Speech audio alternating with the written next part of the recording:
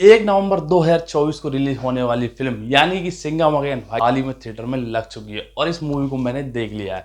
वैसे तो मैं ये आ रहा था ये मूवी देखने के लिए सुबह 9 से 12 के शो में, लेकिन किसी वजह से, किसी के ना करने की वजह से मैं इस मूवी को देखने के लिए नहीं जा पाया। लेकिन फिर मैंने सोचा ये शो छूट गया तो क्या हुआ, मैं अगले शो यानी कि 12 से 3 के शो में 100% जाऊंगा, चाहे उसके लिए मुझे क्यों अकेला ही क्यों ना जाना पड़े। लेकिन अच्छी बात ये रही कि मेरे साथ भाई साहब 2-3 दोस्त और मिल गए। मैंने उनसे पूछा कि भाई चल रहे हो क्या मूवी देखने के लिए। उन्होंने मुझसे पूछा कौन सी फिल्म लगी और कितने हीरो। मैंने उनसे कहा 1 दर्जन से ज्यादा बॉलीवुड उस मूवी के अंदर घुसड़ दिया गया है। किसने घुसड़ा है? रोहित शेट्टी सर ने। तो उन्होंने कहा भाई साहब चलते हैं। उनमें से कोई ना कोई एक्टर किसी ना किसी का फेवरेट था तो भाई सभी लोग मिलकर हम चले गए मूवी देखने के लिए। और मूवी देखने के लिए हम जैसे ही पहुंचे तो भाई साहब अच्छी खासी भीड़ देखने के लिए मिली जगत दर्शन टॉकीज में, जो कि गुना में है। तो मतलब कि अच्छा खासा एंजॉयमेंट हुआ मूवी देखने के बाद। अगर मैं मूवी की बात करूं तो कैसी है ये मूवी, रोहित शेट्टी को भाई साहब जैसे आदत है गाड़ियों को उड़ाने की, वैसा ही उन्होंने इस मूवी में भी काम किया है। एक के बाद एक के बाद एक के बाद एक के बाद एक एक्टर उड़ता उड़ता उड़ता हुई आ ही रहा है। चाहे भाई साहब अक्षय कुमार हो, चाहे सिम्बा हो, चाहे टाइगर श्रॉफ हो, सब किसी ने हर किसी ने भाई साहब अच्छे से अच्छा जंप लगाने की कोशिश की है इसमें।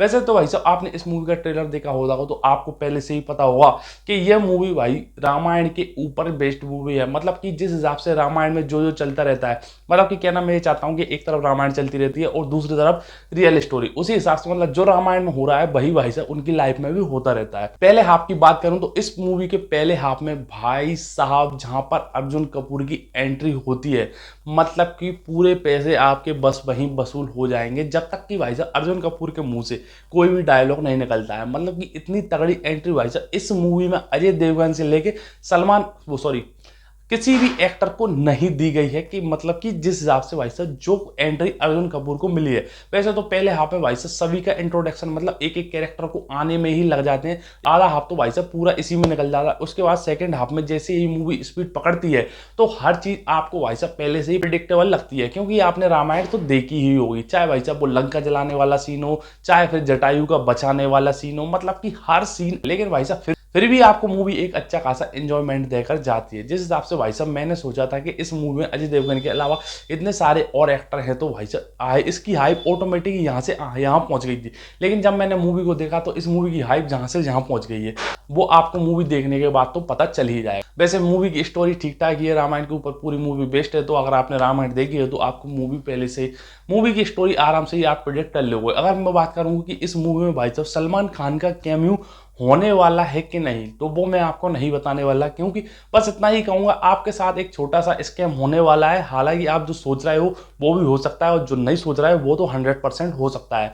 बस इतना ही कहूंगा सलमान खान की एंट्री के ऊपर कि जब मूवी पूरी तरह से खत्म हो जाए तो भाई साहब उठकर चले मत जाना। उसके बाद ही एक मिड क्रेडिट सीन रखा गया है, उसमें आपको एक बेहतरीन एक्टर की कैमियो देखने के लिए मिल सकता है। जिस हिसाब से रूमर चल रहे थे जो सोशल मीडिया पर, उसी हिसाब का कैमियो देखने के लिए मिल सकता है। वैसे मूवी मुझे, मैं सही बात बताऊं मूवी मुझे कैसी लगी तो मूवी मुझे जस्ट एवरेज ही लगी।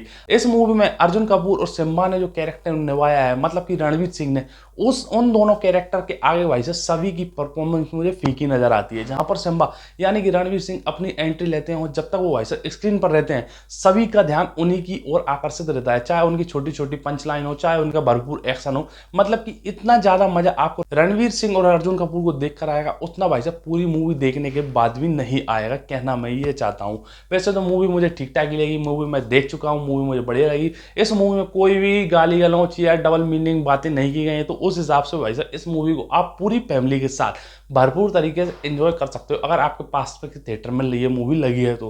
वैसे तो ज्यादातर लोगों के यहाँ पर भाई साहब भूल भुलैया मूवी लगी है, लेकिन अच्छी किस्मत है मेरी कि एक ही जगह पर भाई साहब मुझे दोनों मूवी देखने का सौभाग्य प्राप्त हो चुका है, क्योंकि यहाँ पर भाई साहब भूल भुलैया भी लगी हुई है और अजय देवगन की सिंघम भी। सिंघम तो मैंने देख ली है, अब मैं जा रहा हूँ इस वीडियो को अपलोड करने के बाद भूल भुलैया 3 देखने के लिए। हो सकता है आपको इस मूवी का रिव्यू शाम तक देखने के लिए मिल जाए या फिर आपको कल देखने के लिए मिल सकता है। अगर मैं इस मूवी को स्टार देना चाहूँ तो 5 में से कम भाई साहब 2 स्टार तो दूंगा। बस आज की वीडियो में इतना ही, मैं मिलता हूँ आपसे अगली वीडियो में बहुत ही जल्दी, तक के लिए बाय।